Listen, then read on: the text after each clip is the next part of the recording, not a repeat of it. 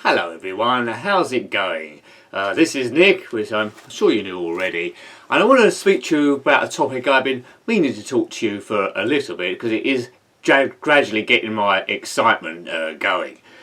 Now, back in the old Amiga days, we're thinking the early 90s, there's a few games there which I grew up with. Speedball 2, which is a great game, Lotus Esprit series, marvellous stunt car racer. But the game I probably played the most was the Kick-Off series, because it was back in a time where games were easy to play, they were fun, the controls were pick up and play, you could quite quickly get used to it. Don't get me wrong, the more you practice the better you got, and that was the sheer fun of things really, which some modern day games have lost really the playability and the fun, and they've got way too technical for their own good. When I play a computer game, I just want to sit and relax. I don't want to feel like I'm trying to study for a degree or something. The first time I come in touch with the Kick-Off series, the great series by the man Dino Dini, he is a gaming god in my opinion, brought a lot of fun to a lot of people. The first incarnation of Kick-Off I played was Kick-Off Extra Time, which was a data disc for the original Kick-Off in 1989, and that was a great game in itself. Later to come was Player Manager in 1990, and that added sort of a management based thing where you could buy and sell players and progress through the leagues and so forth, and I got really addicted to that. I must have played for about, well, tens and tens of seasons to actually, as a player manager, I was well into my hundreds. That's just how addictive these games got. Nowadays you play a new game for about 6 months, chuck it out the window and the next one's through. That's why I like retro gaming. And then to cap it all off, Kick-Off 2. That was the granddaddy of the series.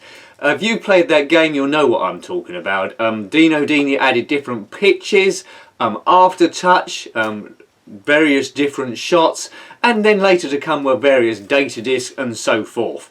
And all was going really, really well. The games were made with great passion, and then for whatever reason, I don't know if there was a bust up, I do know that Steve Screech was an assistant to Dino Dini in some sort of shape or form, but for some reason there was a bit of a bust up. Dino left for Virgin to develop the game Goal, and it sort of like lost ground really. Now, Goal wasn't a bad game, it was a pretty good game. It showed some elements of sensible soccer in my opinion going with it.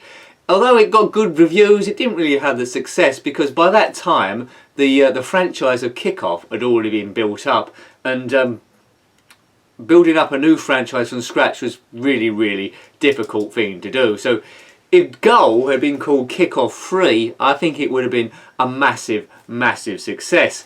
Incidentally, Kick-Off 3 was produced, and it was by Anko, and it was nothing like the original Kick-Off 2, and let's not go there. It wasn't a good game in my opinion, and ever since then the Kick-Off franchise, which Dino Dini thought so well to build in the first place, got gradually devalued by games like Kick-Off 95, 96, 97, 98 and 2002, which I don't think he was involved with at all. So where's this going then? We all know Kick-Off 2 was the best out of that thing by a grand margin.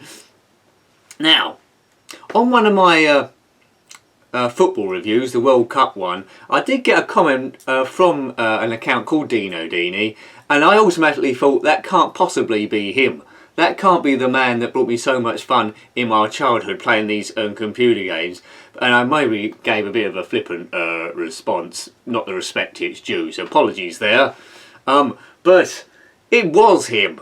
So later on I went on to Twitter and started following him straight away. I was very pleased. He's very vocal about all the things he's doing.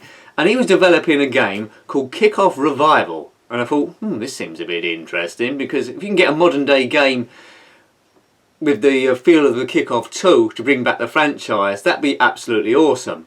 I contacted him a few times, odd comments, and he always liked them or responded to them, and I thought this is great from a man that's so busy.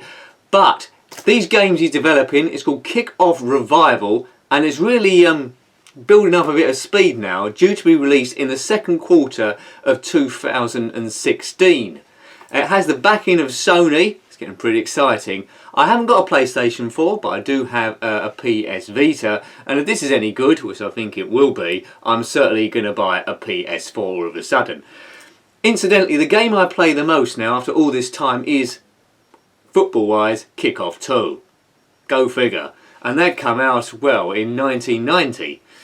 I've tried FIFA and PES are good, PES, but it's lost a bit of the feel of what football should be about, really. It's concentrating on celebrity, controlling player that looks spot on to the real life players.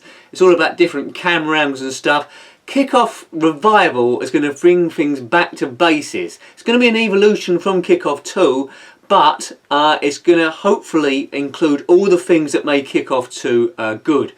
Now, I've seen a few interviews with Dino Dini, and what I would say gives me great hope for the future is his passion in developing this game. It doesn't feel like it's going to be just a straight cash in on the franchise like all these other ones were, Kickoff 96 and 97.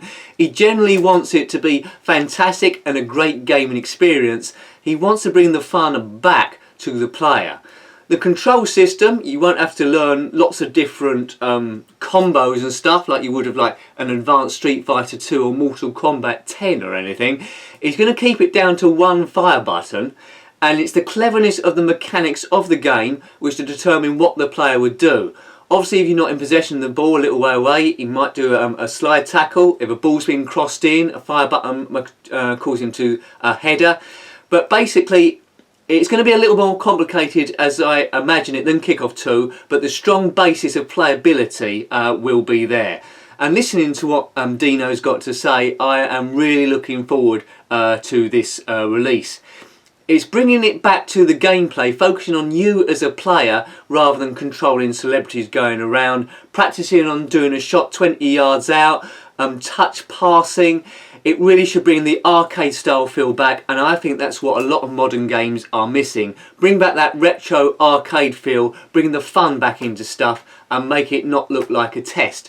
I mean, I get home from work really tired a lot of the time, and I just want to relax playing a game. With these modern ones, sometimes I'm just too tired to play them, so let's get that fun element back.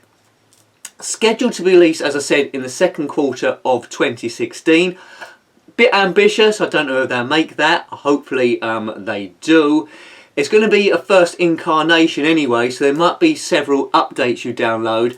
I'd imagine this is going to be available as a download first of all rather than a physical copy, but it could be both. I could be wrong. So you get the first one and then there'll be updates going down there. Now, Dino in an interview did say as well, if that goes well, he may be looking to do a revival of Player Manager as well. I'm going to be in absolute heaven if all this comes to the fray. I don't think I'll get any work done at all. But see my review of Player Manager, bring that up to 2016 with the new graphics and game interface he's going to bring to this, and everything really looks good. It's going to have clever mechanics.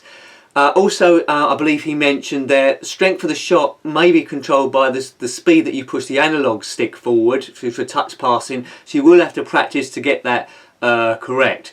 So it's Kickoff Revival. Now, where FIFA games have lost their way, as the company has in general, being far too technical, and PES, this is going to blow it away again. Now, I do sing the spirits of retro gaming only because those are the era where everything seemed to be a bit more entertaining. Don't get me wrong, I love the new wave graphics that the PS4 has and the Xbox One, and also virtual reality headsets. I love all that as well. But let's just combine that with the fun and the retro gameplay back from the 90s and even the 80s. If Kickoff Revival eventually you're wearing a virtual headset, that's going to be absolutely crazy, and I better get into shape. So look out for that. Kickoff Revival coming out on the PlayStation 4 and the PS Vita to get us started off with. Have you got any views about this franchise? If you've heard any news that I haven't, by all means comment below. But you know, this is my most eagerly, that's the word, awaited game. I need to practice my words. If I can't do words, I'm never going to master aftertouch. So look out for that in the second quarter of 2016. Thanks for watching as always. All hail Dino Dini, the greatest football creator, gaming wise, that ever lived, in my opinion. And until next time, take care and goodbye. Goodbye.